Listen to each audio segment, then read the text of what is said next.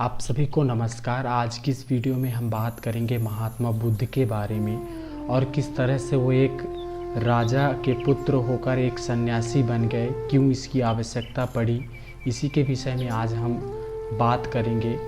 2500 वर्ष, लगभग 2500 वर्ष पुरानी बात है कि कपिलवस्तु की नगरी में एक बूढ़ा, लाचार, लंगड़ा, लूला, दांत उसके नहीं थे, नेत्रों की ज्योति जो है वो कम हो गई थी और वो लड़खड़ाते हुए चल रहा था।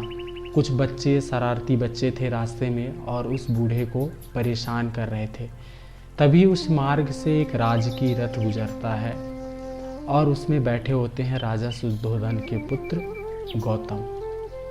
उन्होंने सारथी से कहकर रथ को रुकवाया और नीचे उतरकर उस बूढ़े व्यक्ति की परिस्थिति के बारे में जानना चाहा। सारथी ने उन्हें बताया कि यह बूढ़ा हो चुका है, लाचार है और इसकी कार्य क्षमताएं पूर्णतया कम हो चुकी है। गौतम को बड़ा दुख हुआ और वो वहाँ से फिर चले जाते हैं। गौतम जो है राजा शुद्धोधन के पुत्र थे और उनकी माता महामाया थी। गौतम के जन्म के बाद ही 7 दिन के बाद जो है उनकी माता महामाया का निधन हो जाता है, स्वर्गवास हो जाता है।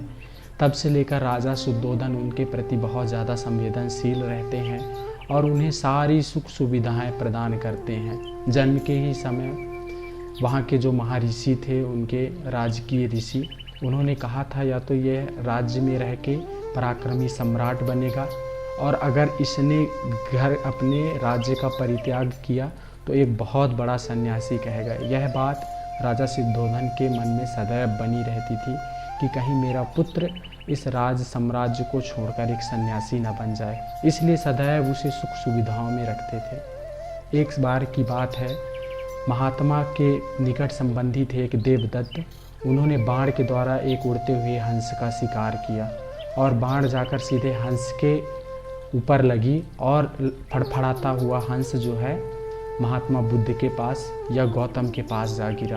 उसे बड़ी करुणा आई कि आखिर क्यों इस जीव पर इतना बड़ा अत्याचार किया गया। देवदत्त ने गौतम के पास गए और उन्होंने कहा कि मेरा हंस मुझे दो।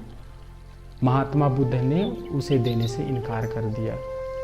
अब बात चली गई राजमहल तक। बैठक बुलाई गई। राजा शुद्धोधन को जब ये बात पता चली तो उन्होंने गौतम से पूछा कि आखिर तुम ये हंस उसे क्यों नहीं दे रहे हो। उसने बड़ा ही सुंदर जवाब दिया। गौतम ने कहा कि मारने वाले से सदैव बड़ा होता है बचाने वाला।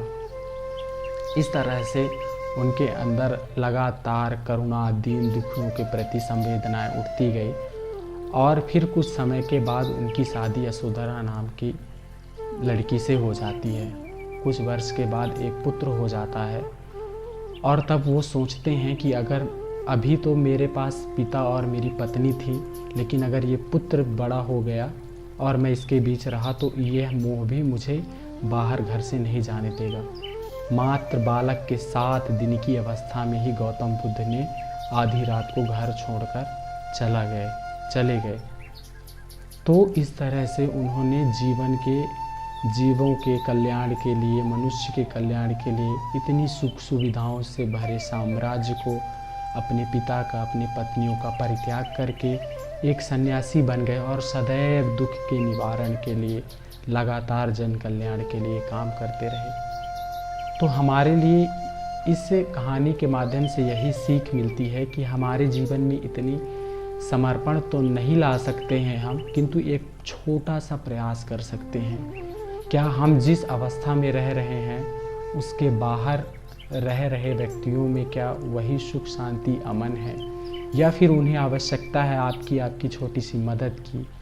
क्या किसी के पास पहनने के लिए कपड़ा नहीं है, क्या हम उसे दे सकते हैं? क्या किसी के पास खाने के लिए भोजन नहीं है, क्या हम उसे 2 वक्त की रोटी दे सकते हैं क्या?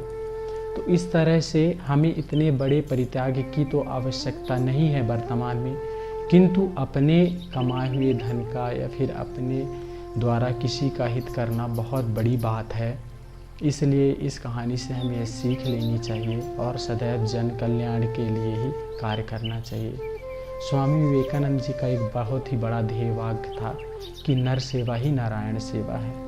नर सेवा का मतलब यहाँ सिर्फ मनुष्यों से नहीं है, प्रत्येक जीव जो इस पृथ्वी पर हैं उनके रक्षा करना, उनकी सेवा करना, उन आवश्यकताओं को उनको पूर्ति करना, वो कभी दुखी ना रहे, या फिर दुखी हैं तो उन्हें किस प्रकार से थोड़ी सी प्रसन्नता हम दे सकते हैं, यह बहुत बड़ी बात हो जाती है।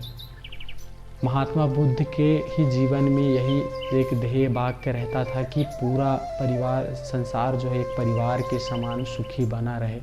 वसुदैव कुटुंबकम का कहीं ना कहीं वो आचरण करते थे और उसके पालन के लिए ही उन्होंने संन्यास धारण कर लिया था। उनका एक और ध्येय वाक्य था जिसके पीछे वो सदैव चलते रहते थे कि संगच्छध्वम संवदध्वम संभो मनासी जानता देवा भागम यथा पूर्वे संजानाना उपासते। हम सदैव साथ साथ चलें, साथ साथ बोलें, साथ साथ विकास करें। मतलब जो भी हो रहा है, अच्छा काम हो रहा है, हम सदैव साथ मिलकर करें। अपने स्वार्थ के जीवन से थोड़ा परे होकर, थोड़ा ऊपर उठकर परमार्थ में अपने जीवन को लगाएं। यही मेरी आपसे प्रार्थना है और यही इस कहानी से सीख मिलती है। धन्यवाद।